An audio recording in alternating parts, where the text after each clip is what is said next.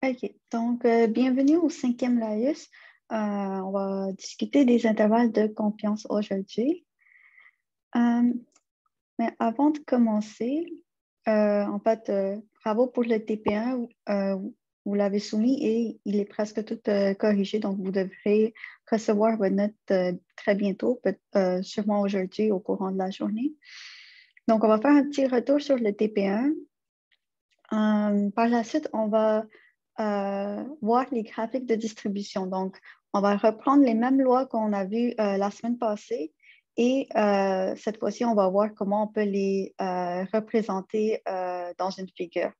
Donc, cette partie-là, ça va se répéter un peu, mais chaque loi ou chaque représentation a un peu sa subtilité et ça peut vous montrer les différentes manières d'illustrer les lois. Et la deuxième moitié, c'est les intervalles de confiance. Donc, les intervalles de confiance reliés aux différents paramètres. Donc, on va voir ces 4 paramètres ici. Mais premièrement, pour le TP1, dans le fond, une consigne de base que je voulais vous dire, c'est de soumettre un TP qui est clair dans sa présentation. Donc, comme je vous l'avais déjà mentionné, j'ai déposé un document sur Studium avec les consignes qui démontre en fait un exemple de exactement comment soumettre un TP. Donc, c'est important, dans le fond, pour faciliter la correction, étant donné qu'on est dans une session intensive et que ça doit être corrigé assez rapidement. Donc, pour nous faciliter la tâche, en fait, pour faciliter la tâche à Laurence, n'oubliez pas de surligner vos réponses, de soumettre juste un fichier PDF et non pas un fichier accompagné d'un autre fichier de R, car on a reçu plusieurs fois deux fichiers. Vraiment de mettre les réponses aux questions en évidence et aussi bien indiquer quelles questions vous répondez. Donc, c'est simplement pour les consignes. Sinon, en lien avec les questions qui ont été moins bien réussies, donc, il y avait la question 1C qui demandait, en fait, la question 1, la moitié de la question 1 demandait de développer des expressions mathématiques. Donc, lorsqu'on demande de développer au complet les expressions, on s'attend que le développement se passe au complet. Donc, cette fois-ci, étant donné que c'était le premier TP, la correction était quand même indulgente, donc on n'a pas enlevé des points, mais pour les prochains TP, on va être plus sévère. Donc, il fallait développer cette expression ici au complet. Et en fait, la question qui nous a quand même étonné, qui a été pas très bien réussie, c'était la question 2 qui parlait des lucioles et qui demandait l'élément, la population statistique et la population cible. Il y a une question dans le chat. J'ai une question. La question était de réduire et non de développer. OK, mais je reverrai ça à la fin du laïus. Peut-être je me trompe, parce qu'en fait, la question 1C dans votre TP, c'était comme 1D, parce qu'il n'y avait pas de question C, donc peut-être ça se peut que je suis mélangée, donc j'irai revérifier ça tantôt. Oui, Oui,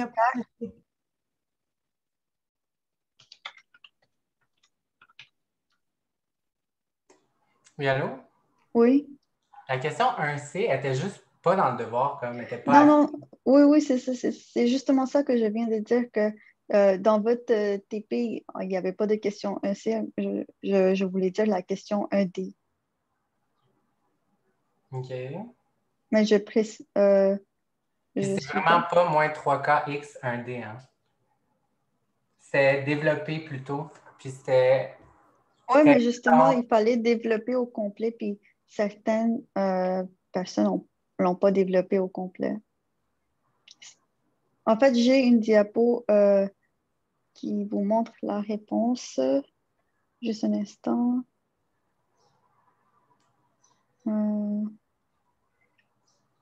Donc, Là, c'était en fait ça la réponse à laquelle on s'attendait. Là, je sais que sur la diapo précédente, je n'avais pas écrit toute la réponse au complet, mais dans le fond, il fallait vraiment développer le moins K X, X bar ici et non pas juste mettre moins 3K X bar. Parce qu'il y en a trois, effectivement, mais il fallait les écrire chaque fois. Ouais, OK. Seigneur. Genre moins X bar, moins X bar, moins X bar. Oui, c'est ça. Dans la réponse finale. Oui, oui. Est-ce que tu peux. Attends une minute, 2 secondes. En tout cas, je veux dire, Ben voyons. pour moi, ça n'a aucun sens qu'il fallait. On pourrait, moi aussi, genre, on ne peut pas perdre des points à cause de ça. Tu sais, Non, non, mais justement, je suis en train de vous dire que des points n'ont pas été enlevés. Mais la majorité des choses sur lesquelles je reviens, euh, on était indulgents et les points n'ont pas été enlevés, puis on a accepté beaucoup plus de réponses que celles que je vous montre précisément, sauf certaines exceptions que je vais mentionner. Mais c'est justement pour vous faire le message. Mais mettons, pour un prochain devoir, il faudrait toutes les séparer. Oui, c'est ça que je suis en train de dire. Mais il n'y aura pas un tel exercice dans un prochain devoir, là. Mais OK. c'est juste un message, c'est tout. Excusez, je ne voulais pas être confrontant, mais je trouve ça juste étrange. Parce que, mettons, en mathématiques de base, ils nous apprenaient avant. Mettons, Oui, quand tu as la même variable, ben, oui, mais c'est que quand le but de développer, c'est de l'écrire au long. C'est, en fait, en mathématiques, quand on voulait l'écrire la façon la plus courte ou la façon la plus euh, résumée possible, c'est là qu'on écrivait, mettons, moins 3 kx bar. En tout cas, vous n'avez pas perdu des points. merci. De rien.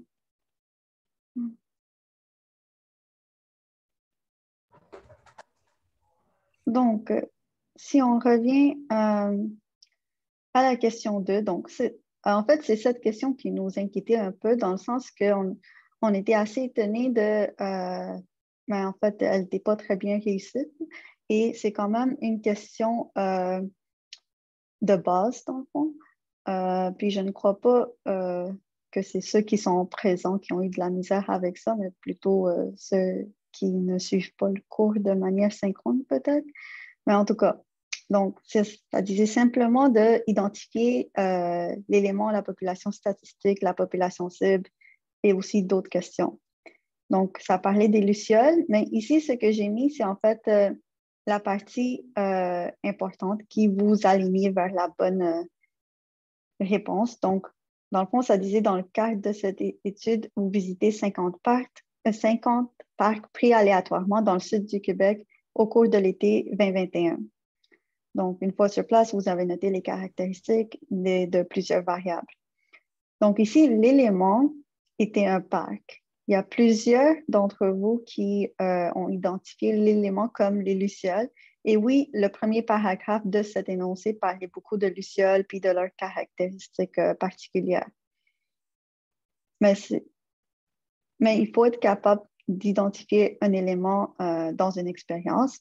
Et si vous identifiez pas le bon élément, mais ça va vous mais en fait, ça va vous mal aligner pour la population statistique et la population cible qui découle de l'élément. Donc, la population statistique ici était tous les parcs du sud du Québec au cours de l'été 2021. Désolée, une faute de frappe ici. Et la population cible, c'était tous les parcs du Québec tout court. Donc, dans le fond, ça, c'est une question assez de base. Et tout ça pour vous dire que en biostat, contrairement aux autres cours de biologie où mémoriser quelque chose et un examen en livre ouvert peut être très aidant et très facilitant, ce n'est pas le cas en biostat. Donc, c'est plus un avertissement. Je ne veux pas vous faire peur pour l'examen intra, mais comme Dr. Collet vous l'a sûrement déjà dit, l'examen intra est plus difficile que l'examen final. Et souvent, les étudiants nous reviennent après l'intra parce qu'ils n'ont pas reçu une note auquel ils s'attendaient. Donc, l'examen intra, dans le fond, en fait, l'examen de biostat, il était toujours à livre ouvert, même avant la pandémie. Mais la seule différence maintenant, c'est que vous avez même accès au logiciel R, oui, étant donné que vous avez accès à votre ordi. Mais si vous n'avez pas une bonne compréhension de la matière et si vous ne savez pas comment manipuler les commandes dans R, ça peut être un examen difficile. Je sais qu'il y avait Carl et Zachary qui voulaient. Est-ce que vous avez des questions ou ça va? Moi, j'ai une question. Oui, vas-y. Je saisis mal la différence entre population stat. Mettons, la population stat, j'avais eu dans l'exercice, mais la population cible, j'avais mis tous les parcs du sud du Québec. Je ne comprends pas pourquoi il faut enlever sud pour arriver à la population cible.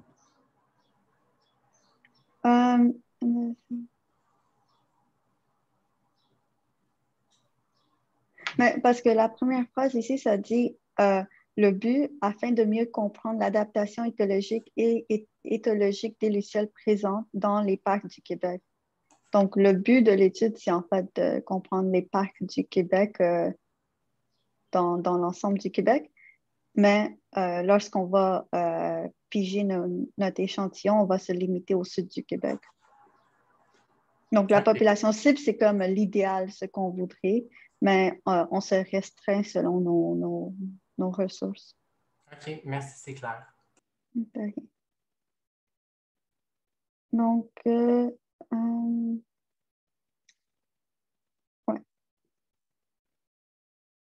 Par la suite, dans la question 3, lorsqu'on demandait quelle valeur d'abondance sépare les 10% des parcs ayant le plus de lucioles du 90% restant.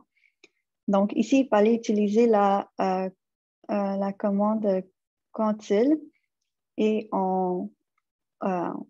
dans les arguments, on mettait les abondances de notre espèce luciole. La probabilité, ici, on voulait bien séparer le 10% à droite et donc on allait mettre 0,9, donc le 90% du gauche. Et le type égale 5. Si vous ne l'avez pas mis, ce n'est pas grave, là, mais c'était ça la fonction auquel on s'attendait.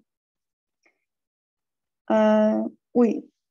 Lorsqu'on demandait d'utiliser as point factor, il fallait stocker les résultats dans un objet afin d'arriver à la réponse, donc afin de vérifier votre réponse qu'elle a bel et bien été changée en un facteur. Et pour l'histogramme, faites attention en utilisant round et ceiling aux bons endroits pour les bonnes formules.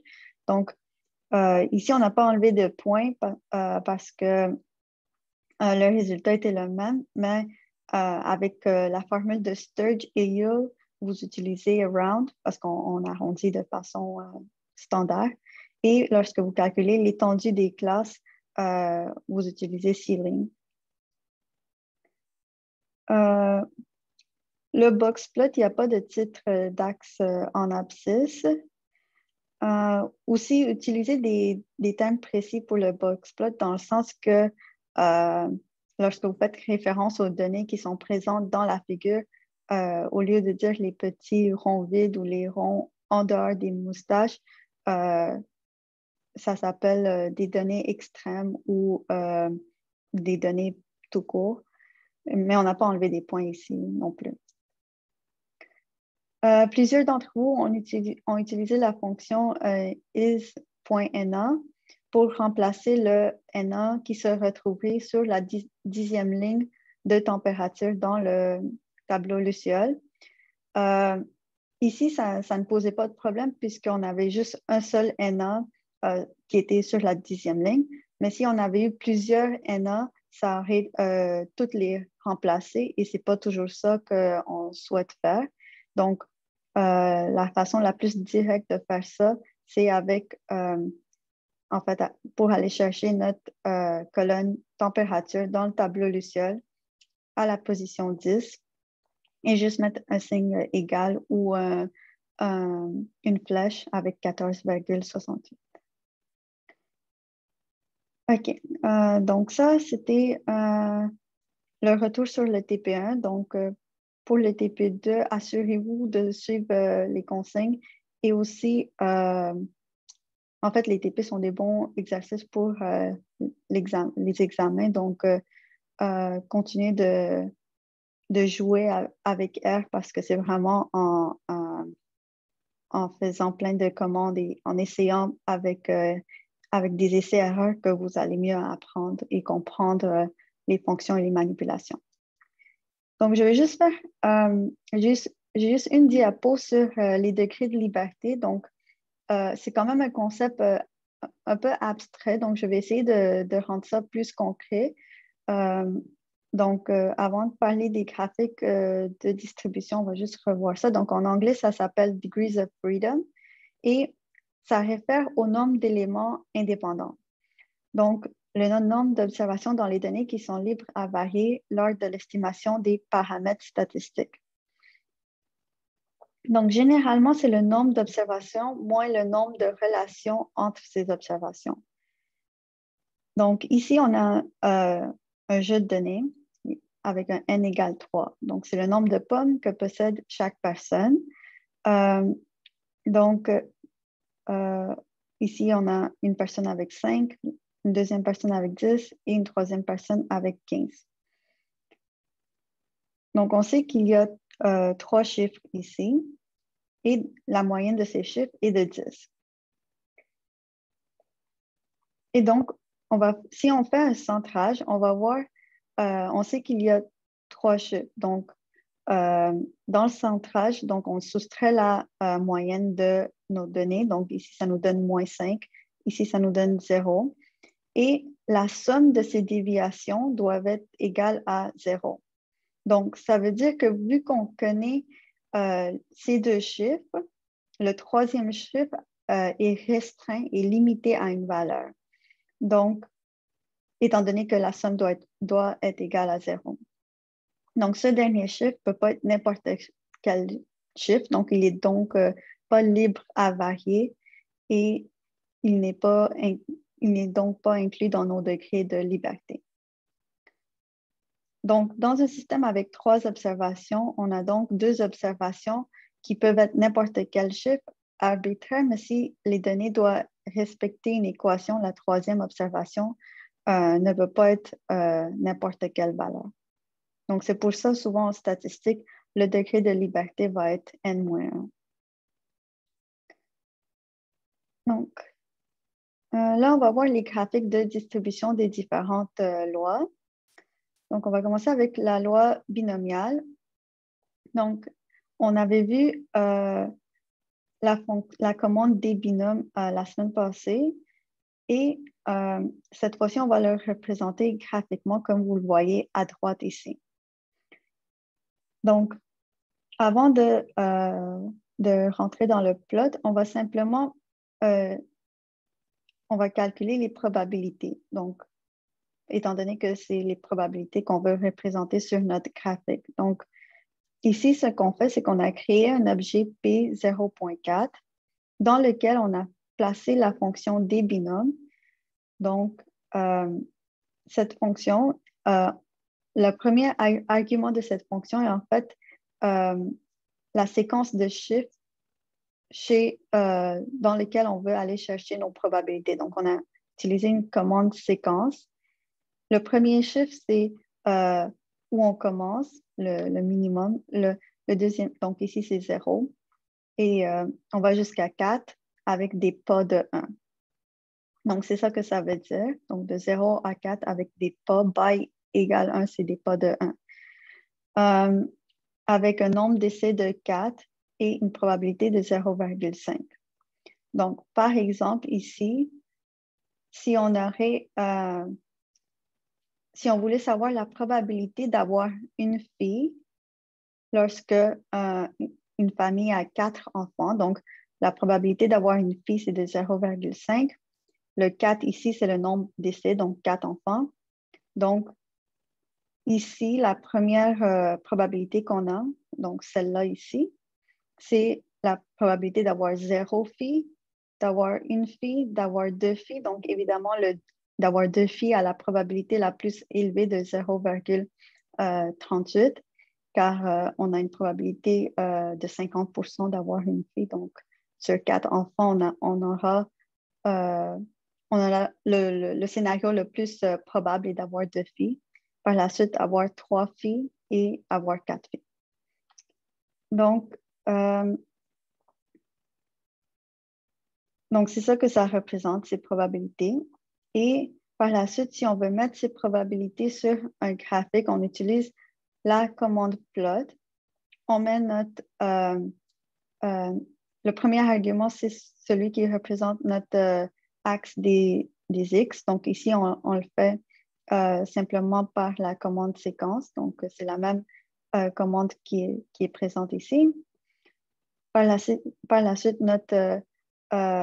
nos résultats de ce qui est représenté sur notre axe désordonné. Donc ici, c'est l'objet P0.4. Le type égale H, c'est pour qu'il y ait des lignes verticales ici. Donc, la prochaine diapo va vous montrer les différents types qui sont possibles. Ylem égale C, donc C, c'est juste combine, donc c'est un vecteur qui va de 0 à 0.4. Donc ici, on savait que notre probabilité la plus haute était de 0,38, donc on peut mettre 0.4. Avec main, on met le titre, Xlab et Ylab pour les titres des axes. Donc, si vous voulez le titre en bas, vous pouvez juste mettre sub, SUB. Donc, en fait, c'est comme ça qu'on va représenter la plupart de nos lois avec des petites variations. Donc, oui, le type ici, il peut être, il y a plusieurs types qui sont possibles. Donc, nous, on avait H, donc, qui représentait les lignes verticales, mais on va voir aussi plus tard le N qui va être no plotting, puis on va rajouter nos courbes de façon manuelle. Par la suite, la loi de Poisson. Donc, ici, on refait la même chose. Donc, dans un objet vec poids, on met une séquence qui va de 0 à 20 avec des pas de 1. Donc, c'est simplement les chiffres de 0 à 20 en ordre croissant. Donc, ça, cette loi-là, c'était pour la probabilité d'événements, d'occurrence d'événements rares. Donc, comme on avait vu la semaine passée, c'était avec la maladie de Lou Gehrig's.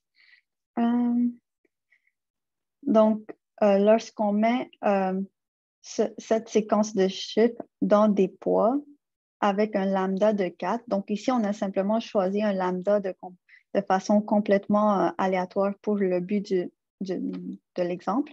Mais lambda, comme vous vous souvenez, c'était égal à n fois p, donc la probabilité de l'événement fois le nombre d'observations. Donc, mettons dans notre exemple de la semaine passée, la probabilité de l'événement était de 0,001% fois le nombre d'observations. Donc, ici, on avait 3000 personnes.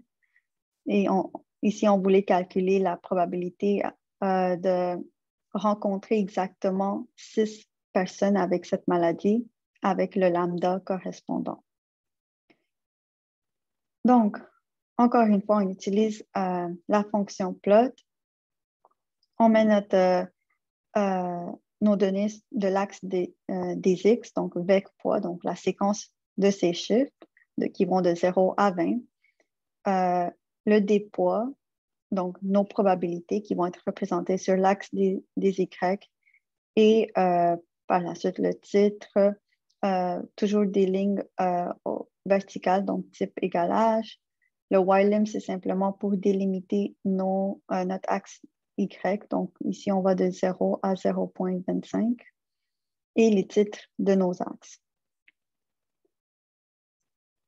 Par la suite, la loi normale, donc vous allez voir que ça se répète un peu. Donc, on a fait la même chose ici. Donc, dans un objet nommé vecnor, on a placé la séquence qui commence de 0, qui va à 8, avec des pas de 0,01. Donc, ça donne quelque chose comme ça. Donc, de 0, 0.01, 0.02 et ainsi de suite. Et dans notre plot, dans le fond, cette fois-ci, ce qu'on a fait de différent, c'est qu'on n'a pas fait le dénorm dans un objet séparé, on l'a fait directement dans notre plot. Donc, le premier argument, c'est cette séquence de chiffres qui va être représentée sur l'axe des X. Le deuxième argument, c'est notre commande dénorm, donc en fait, celle qui va calculer les probabilités associées à nos valeurs critiques. Et on va mettre la commande des normes. Le premier argument, c'est nos valeurs critiques, suivi de la moyenne et de l'écart type de nos données. Et par la suite, on met les titres de nos axes. Puis ici, on a mis type égale n. Donc, ça, c'était le no plotting. Donc, oui, ça vous donne simplement la référence au cours, au laïus précédent. Et donc, dans votre TP, je pense qu'on vous demande de faire une courbe. Donc, c'est avec la fonction, la commande lines. Donc, pour lines, vous mettez encore les données qui sont sur l'axe des X, les données sur l'axe des Y.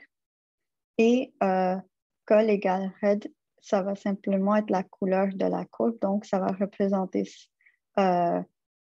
donc votre distribution sera représentée par ce graphique. Donc, dans le fond, lorsque vous mettez type égale n, ça vous permet de rajouter la courbe de façon manuelle avec la commande lines.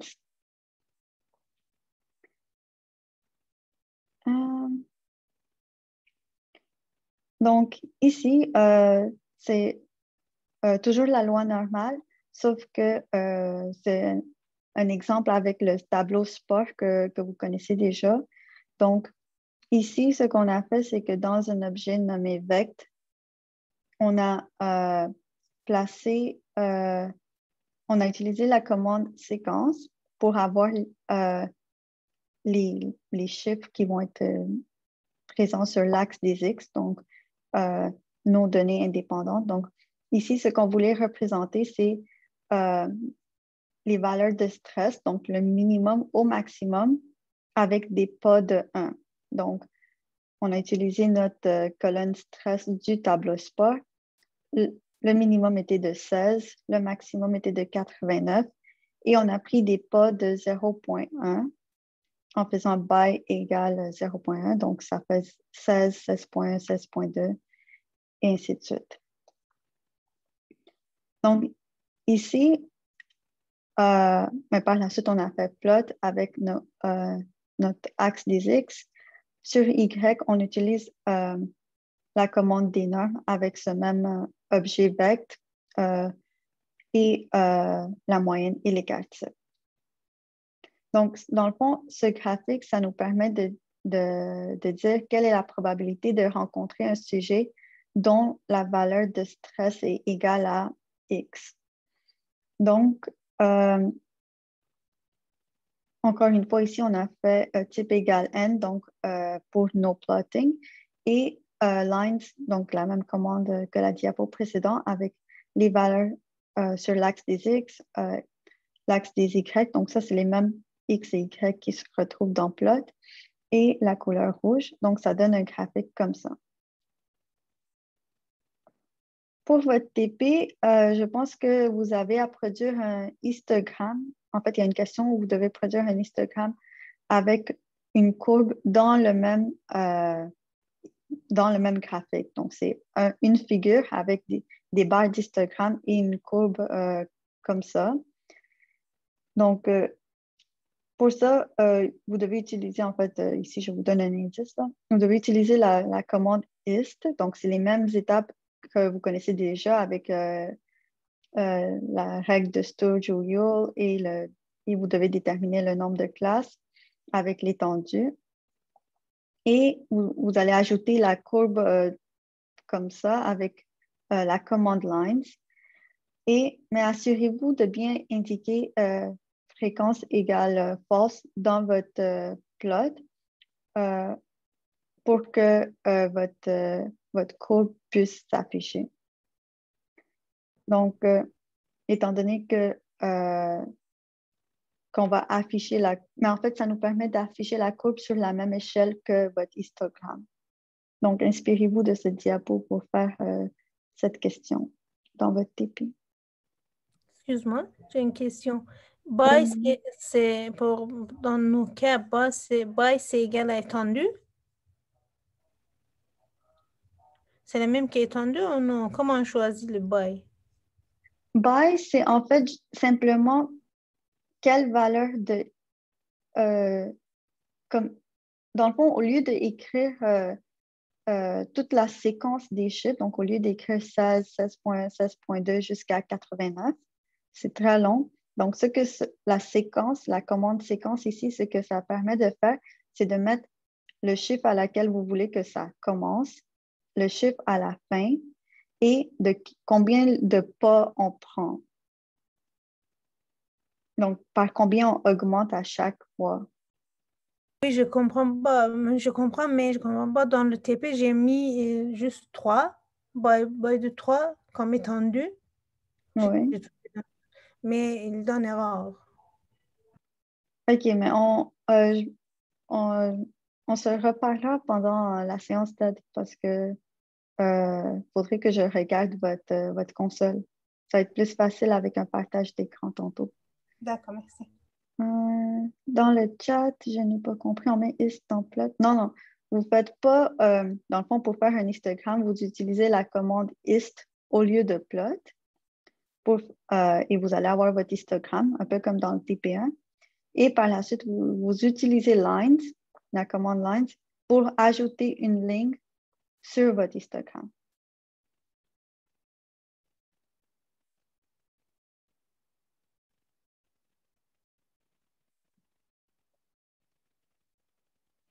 OK.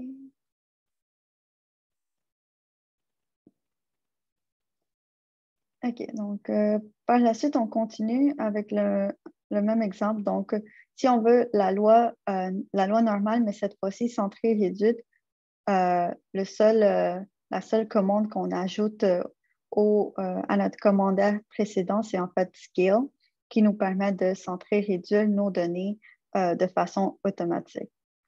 Donc, en faisant scale sur nos données, donc vect, et scale aussi sur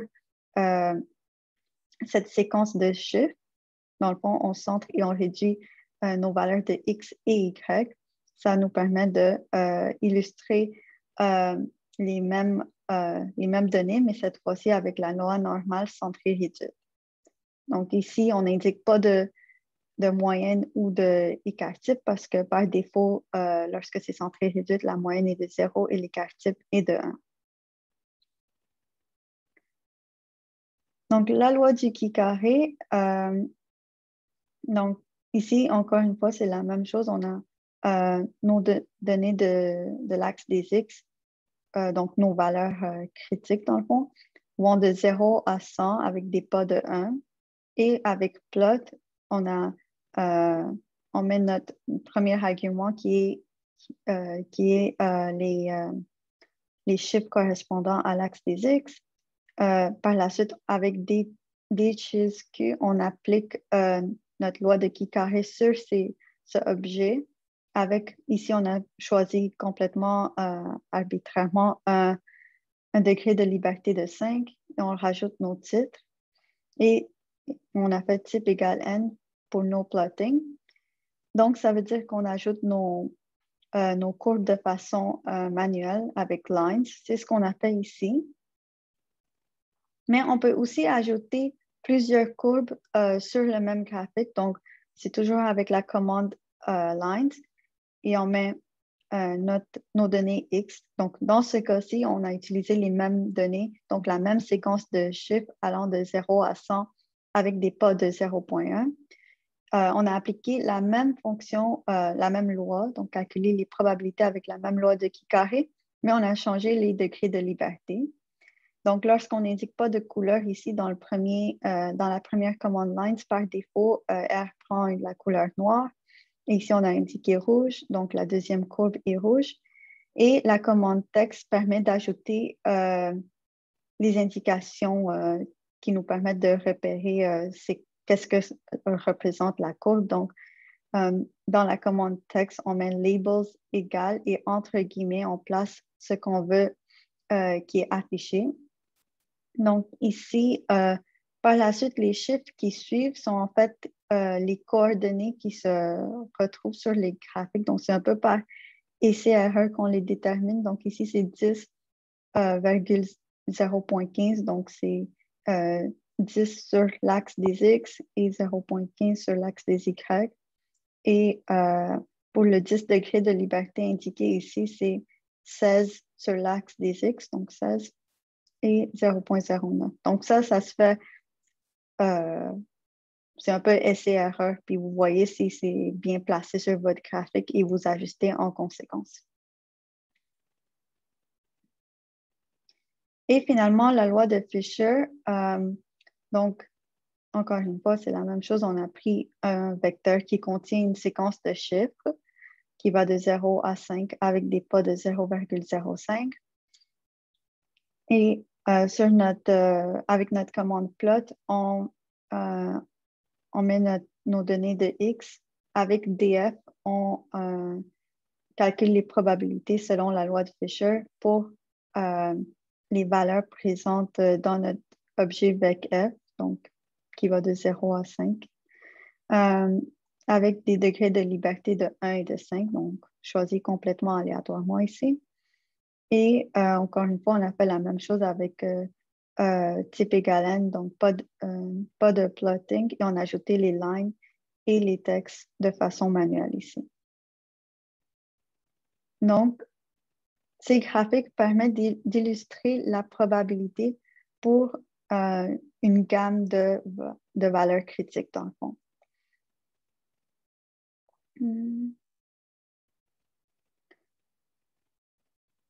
Donc, la loi de Student, c'est toujours la même chose. Donc, pour déterminer quelles sont les valeurs critiques pour lesquelles on veut des probabilités, ici, on a choisi de moins 4 à 4 avec des pas de 0,01. Et on utilise la fonction plot, donc toujours la même fonction. Le premier argument, c'est nos données sur l'axe des abscisses. DT permet de calculer la probabilité associée à la loi de Student pour notre objet vect selon 50 degrés de liberté. Et vous avez le type égal L, donc c'est une courbe, la couleur et les titres des axes.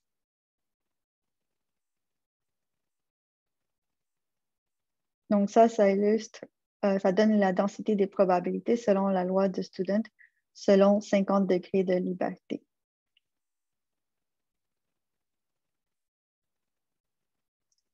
Et donc, si on rajoutait une courbe par-dessus ce plot, on aurait avec la command lines, donc ici on reprend les mêmes valeurs, donc on a le même, et étant donné qu'on va l'ajouter sur le même graphique, on reprend les mêmes valeurs de X. On applique cette fois-ci la fonction, mais la commande qui nous permet de calculer la densité des probabilités selon 10 degrés de liberté. Et on met la couleur en rouge. Puis par la suite, avec les commandes texte, on ajoute les indications pour indiquer à quoi correspond chacune des deux courbes. Donc, cette partie-là conclut les lois mais la représentation graphique des lois de distribution. Maintenant, pour la deuxième moitié, on va voir les intervalles de confiance. Donc, on va voir ça chez 4 paramètres. Donc, dans le fond, ce que ça représente un intervalle de confiance, c'est si on prenait plein d'échantillons, donc si on prenait des échantillons plusieurs fois dans une même population statistique, à chaque fois qu'on calculerait la moyenne, on aurait une valeur différente. Et si on faisait la courbe de distribution de ces moyennes, on obtiendrait une courbe comme vous voyez à l'écran. Donc, on peut montrer que si la variable x est distribuée normalement comme cette courbe, la fluctuation de la moyenne est estimée, donc le x bar, de n éléments autour de la moyenne de la population statistique, donc le mu, se comporte comme une loi de Student avec n-1 degré de liberté. Donc, un intervalle de confiance, donc plus on échantillonne souvent, plus l'estimation de notre moyenne est précise. Donc, ouais, c'est ça. Donc, et l'alpha, c'est en fait le niveau de risque qu'on va tolérer pour l'exactitude de nos paramètres. Donc, on va calculer plusieurs paramètres sur notre échantillon et chaque fois qu'on calcule un paramètre, on aura un certain niveau de risque qu'on va désigner alpha. Donc, dans le fond, concrètement, ce que représente alpha, si elle est de 5%, c'est qu'on va estimer que notre moyenne se situe entre deux chiffres, donc entre A et B, mais on aura toujours une chance égale à alpha, donc ici égale à 5%, que cette moyenne ou ce paramètre ne se situe pas entre A et B. Donc, on va voir ça pour ces 4 paramètres. Donc, on va reprendre les résultats contenus dans le tableau SPAR. Donc, c'est une enquête qui porte sur la pulsation cardiaque, donc battements par minute, et le degré de stress estimé sur une échelle de 1 à 100, 100 étant la valeur la plus élevée, chez des hommes et femmes qui se déclarent sportifs ou non. Donc, le tableau que vous avez déjà vu, donc le pouls qui est ici, la valeur de stress ici, sportif, oui ou non, et le sexe, donc homme ou femme.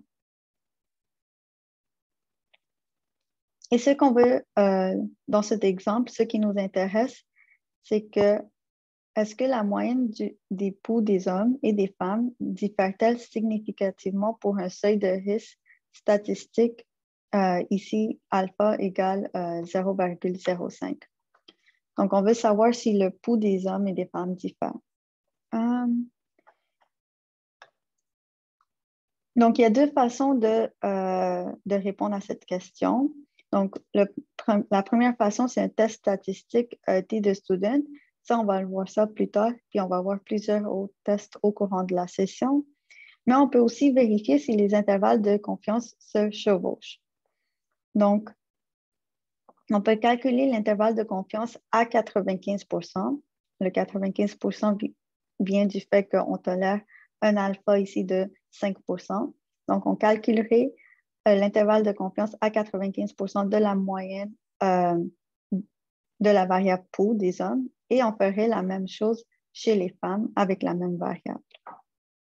Et par la suite, on va les comparer et on va voir si leurs intervalles de confiance se chevauchent. Donc, comment est-ce qu'on fait ça? Ben, premièrement, on va séparer, on va créer des objets qui vont contenir les hommes, dans le fond. Donc, on va aller chercher toutes les lignes qui sont égales à M dans la colonne sexe du tableau SPAR en utilisant les commandes que vous voyez à l'écran. Et même chose pour les femmes. Donc, dans un objet nommé spar.f, on va aller chercher toutes les lignes qui sont des femmes. Donc, dans le tableau SPAR, la colonne sexe est égale à F, indiquant les femmes.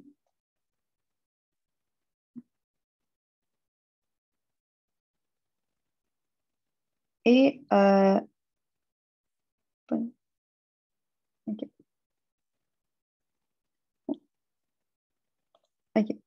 Et l'intervalle, OK, donc l'intervalle de confiance de la moyenne, donc ici, on aurait une distribution de la moyenne selon, qui est représentée ici par la loi normale. Donc, notre alpha est divisé des 2 côtés et le 1 moins alpha se situe au milieu. Donc, on a notre X bar qui représente la moyenne ici. Et nous, on veut aller chercher les valeurs critiques qui représentent 95% de la population, donc ce que vous voyez en mauve ici.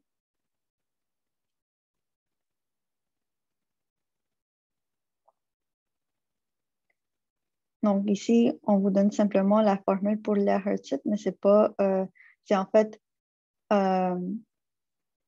l'erreur type, c'est en fait l'écart type des moyennes, mais ce n'est pas très important. Vous n'aurez pas à calculer l'erreur type.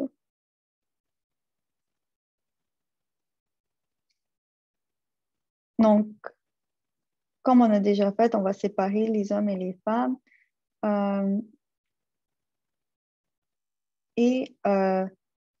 En fait, un petit astuce, si on aurait voulu des hommes sportifs, donc on peut utiliser le symbole « et » ici et on peut rajouter un autre élément donc, qui va nous donner les hommes qui sont, en fait, qui vont nous donner les lignes qui comportent des hommes et qui ont indiqué oui à la colonne sportive et le ou ici qui est indiqué par la ligne droite. Donc, si on voulait des femmes, si on voulait toutes les femmes et les hommes, en fait, si on voulait les femmes sportives.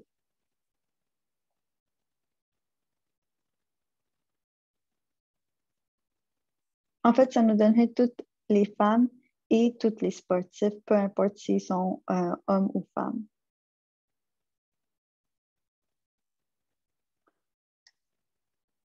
Donc, la commandaire qui va nous permettre de calculer l'intervalle de confiance de la moyenne, c'est t.test. Et le premier argument, c'est notre vecteur. Et le deuxième argument, donc, c'est conf.level égale 0.95. Donc, ça, c'est étant donné qu'on a choisi un alpha de 0,05. Donc, ça va fournir directement l'intervalle de confiance. Et en fait, si vous n'indiquez pas ce deuxième argument, le seuil alpha est déjà de 5% par défaut. Mais ici, je l'ai simplement mis pour introduire comment changer ce seuil alpha si jamais vous avez besoin d'un niveau de confiance de 90% ou de 99%.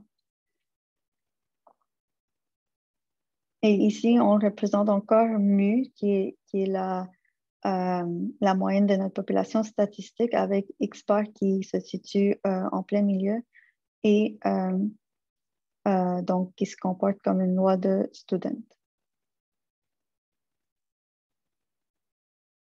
Donc, si on veut calculer l'intervalle de confiance à 95% de la moyenne de la variable pou, on fait simplement, on utilise t.test et on met sport.m avec le signe de pièce pou.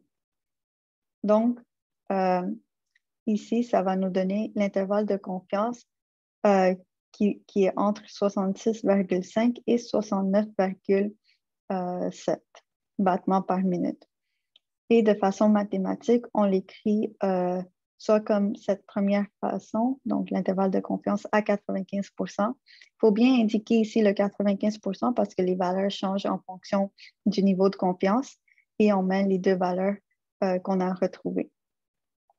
Et ici, vous remarquerez bien qu'on a utilisé le mu car on fait référence au mu et non pas à X bar. Et là, notre question, et aussi, n'oubliez pas les unités, ils sont importantes ici. Donc ici, c'est battements par minute.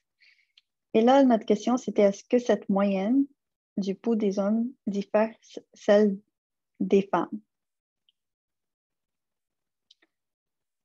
Donc, pour les femmes, on a fait la même commande, donc t.test, et on a mis nos valeurs de pouls des femmes.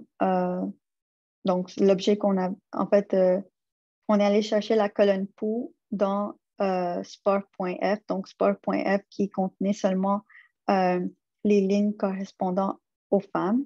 Et cette fois-ci, l'intervalle de confiance est entre 65 et 69,32. Donc, encore une fois, vous avez les deux façons d'écrire ça de façon mathématique. Et donc là, on revient à notre question. Donc, est-ce que la moyenne du pouls des hommes et des femmes diffère-t-elle significativement? Donc là, on peut vraiment utiliser le vocabulaire significativement parce qu'on teste vraiment de façon statistique. Au seuil, alpha égale 0,05. Donc, là, on voit que il y a clairement un chevauchement. Donc, oui, c'est ça. Il y a clairement un chevauchement entre les deux. Donc, les valeurs de femmes vont de 65 à 69 et ceux des hommes vont de 66 à 69. Donc, on conclut qu'il n'y a pas de différence significative car les intervalles de confiance se chevauchent. Donc, on peut montrer que pour un échantillon d'effectifs N issu d'une population statistique distribuée normalement, le rapport entre la variance estimée, donc le S au carré ici, et la variance de la population statistique, donc le sigma au carré, se comporte comme une loi de chi carré avec N-1 degré de liberté.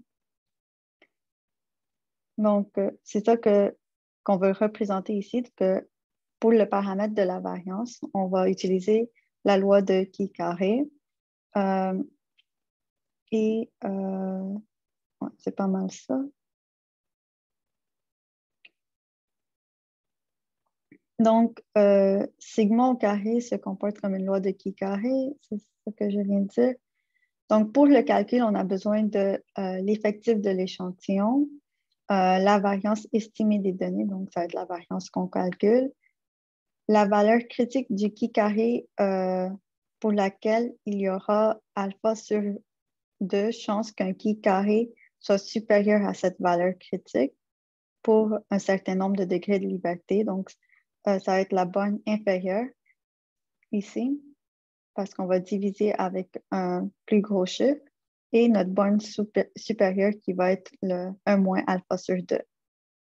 Donc, si on retourne ici, notre borne inférieure sera ici parce qu'on va diviser avec un plus gros chiffre ici, et notre borne supérieure sera ici. Donc, pour calculer l'intervalle de confiance de la variance, on a besoin de l'effectif de l'échantillon. Donc, ça, vous connaissez la commande length et vous mettez votre vecteur dans ça qui va vous donner combien d'éléments contient, donc combien de lignes contient votre tableau, et la variance qui est calculée avec var. Par la suite, pour faire le calcul, on a besoin de trouver le chi carré critique pour lequel il y aura alpha sur 2 chances qu'un chi carré soit supérieur à cette valeur critique. Donc, on va utiliser la commande Q choose Q. On met la probabilité. Donc, ici, ça va être alpha sur 2, le degré de liberté et lower tail égale false parce qu'on va chercher ce qui se retrouve à droite. Donc, c'est ce qui est en supérieur. Et on va faire la même chose pour 1 moins alpha sur 2. Donc, de chance qu'un chi carré soit supérieur à cette valeur critique. Donc, on va aller chercher ça ici. Donc, si on veut calculer l'intervalle de confiance de la variable stress, donc on utilise l'int pour aller chercher le nombre d'éléments. Ici, on a 55. En fait, on va calculer l'intervalle de confiance de la variable stress pour les hommes. Donc, on va faire la variance. Donc, ici, on l'a simplement placé dans un objet qui s'appelle variance. La colonne stress dans le tableau contenant, dans notre objet contenant simplement les lignes correspondant aux hommes.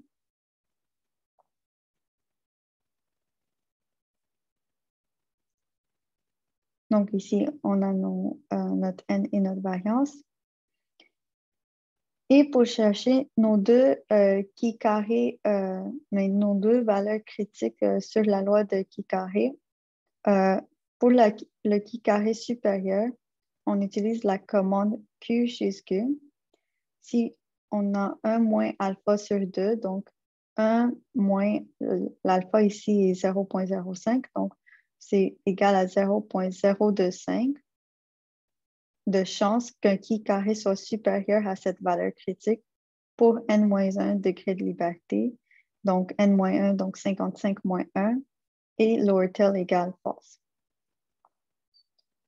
Et on fait la même chose pour le qui carré inférieur. Donc, on met, mais cette fois-ci, on met un... Attendez un instant, est-ce que je me suis mis? Ah, en fait, j'ai inversé supérieur et inférieur. Donc, le supérieur ici, on fait 1 moins alpha sur 2, donc 1 moins 0,025 qui nous donne 0,975. N-1, donc qui est toujours 54. Et lowertail égale false pour aller chercher la partie qui est supérieure.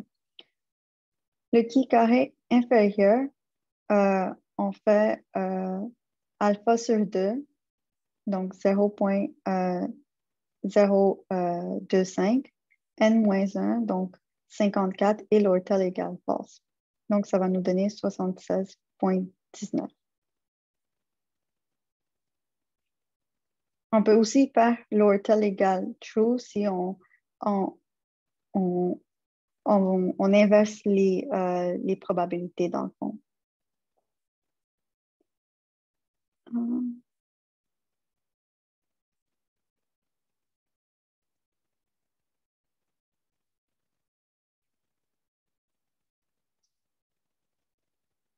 OK.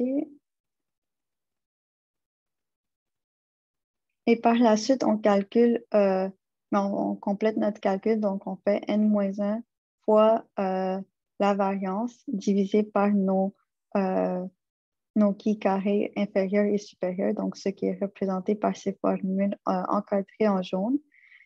Et donc, ça nous donne nos bornes inférieures et supérieures. Donc ici, c'est de 138 et de 295. Donc, notre intervalle de confiance à 95% se situe entre 138 et 295 et les unités ici sont au carré, étant donné que c'est la variance. On peut faire la même chose avec l'écart type et c'est assez simple parce que l'écart type est simplement la racine carrée de la variance.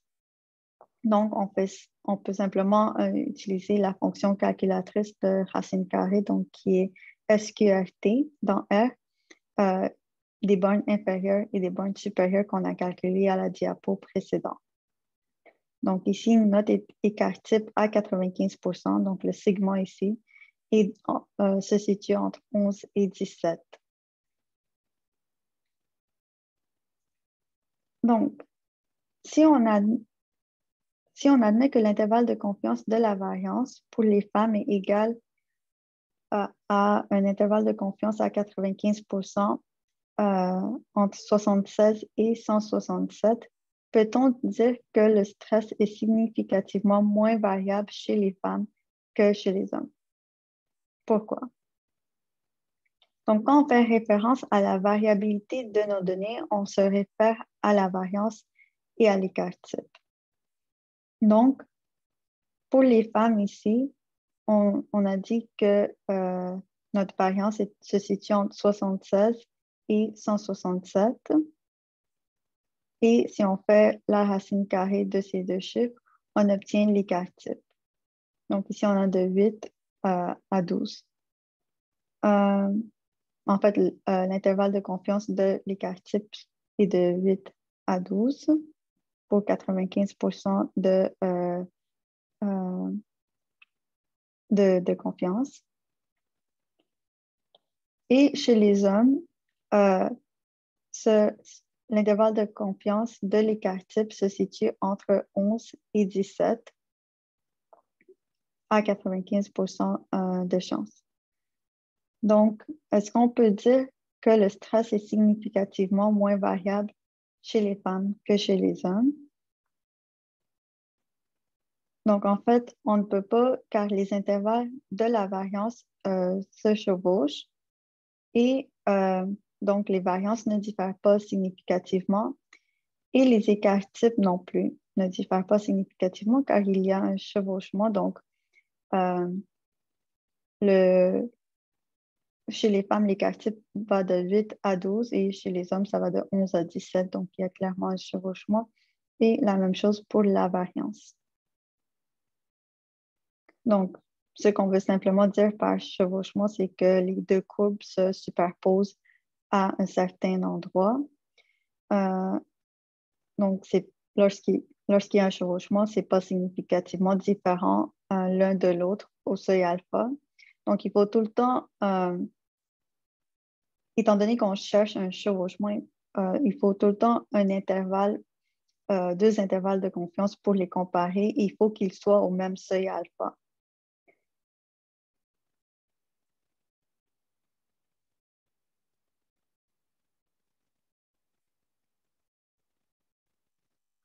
Oui, c'est vrai qu'on peut dire que les distributions du paramètre en question sont semblables, mais habituellement, on n'interprète pas, du côté statistique, on n'interprète pas ça comme ça. On regarde plutôt s'ils sont différents et s'ils sont significativement différents.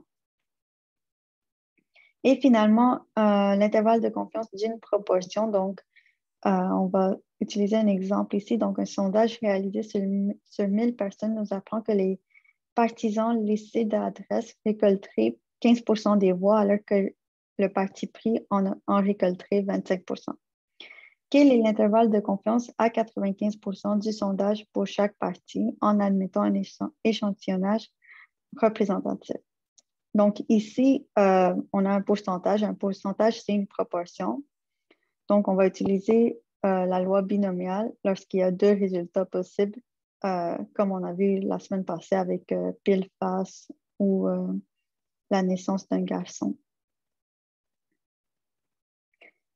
Donc, on va utiliser la fonction R binôme.test avec le premier argument Q qui représente le nombre de succès et le nombre d'essais N. Donc, ici, on a un sondage sur 1000 personnes et ça nous apprend que le partisan laissé d'adresse ont 15% des voix et le parti pris en 25%. Donc, sur 1000, ça représente 150. Pour les partisans laissés d'adresse, ça représente 150 personnes et le parti pris 250. Si on met ces pourcentages sur 1000. Donc, en fait, pour le premier parti, donc les partisans laissés d'adresse, on fait binôme.test sur le nombre de succès. Donc, pour ce parti, c'est 150. Le nombre d'essais, c'est les 1000 personnes. Et on se retrouve avec un intervalle de confiance à 95% de 0,12 à 0,17. Donc,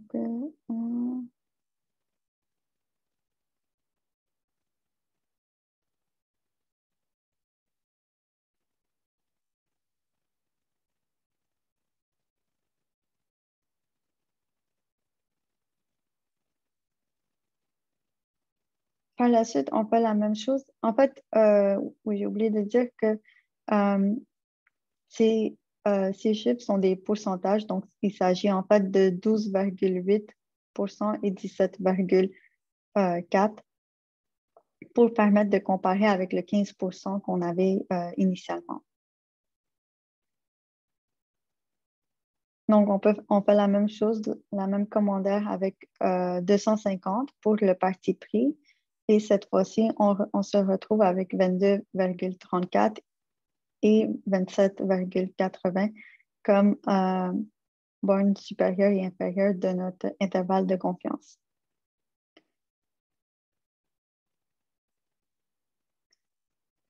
Donc, est-ce qu'un commentateur aurait-il raison de dire que le parti pris a 10% d'avance sur son concurrent?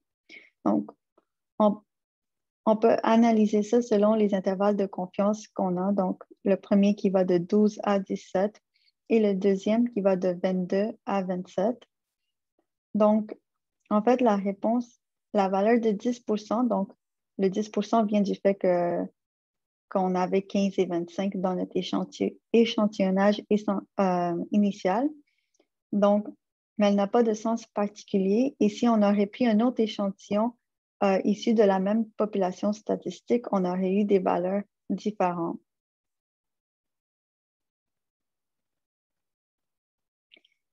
Et ici, de toute manière, en fait, ici, les intervalles de confiance ne se chevauchent pas, donc ils diffèrent de façon significative.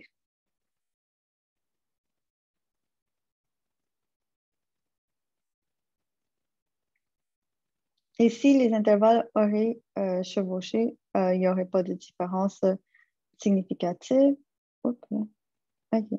Et ceci clôt la présentation du laïus. Vous pouvez maintenant faire tout le TP2. Il est à remettre pour ce jeudi. Donc, si vous avez des questions, n'hésitez pas, c'est le moment. Et donc, on peut prendre une pause de 10 minutes et vous pouvez revenir à 2h20. Et à ce moment-là, Laurence et moi pourrons vous aider si vous avez des questions.